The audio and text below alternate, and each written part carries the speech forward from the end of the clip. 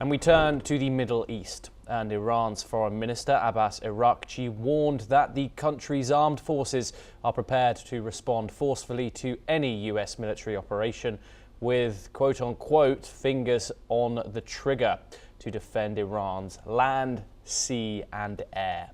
However, Araghchi did not rule out a new nuclear deal, stating that Iran has always welcomed a fair, mutually beneficial agreement free from coercion to ensure peaceful nuclear technology.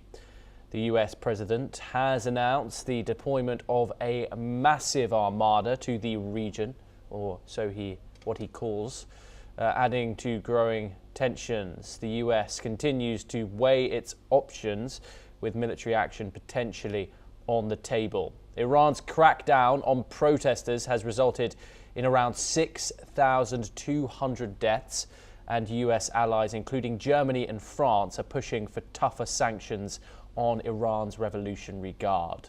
Collins joins us once again. Collins, how should we interpret Iran's simultaneously threatening force and, of course, also floating openness towards a possible new nuclear deal?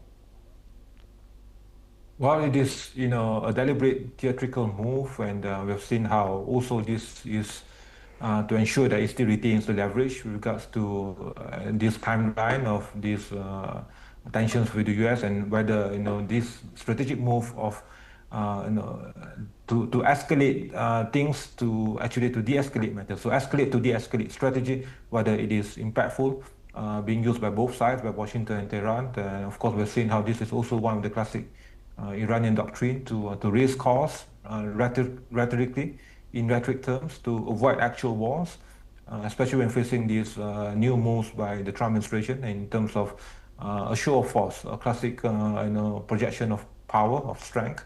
And of course, now we have seen how Iran is strategically cornered and constrained in terms of the moves by the US across all platforms, including sanctions, including regional containment, the weakening of the Iranian proxies in the region, and of course also to signal resolve to domestic audiences and to deter any preemptive US action. But I don't foresee that this move is actually beneficial, and it might backfire. We've seen how once President Trump has stated his red line and his warning, and as in the case of Venezuela, and this has precedent. We have seen how last year this limited attack on Iran, and now again with this renewed warning.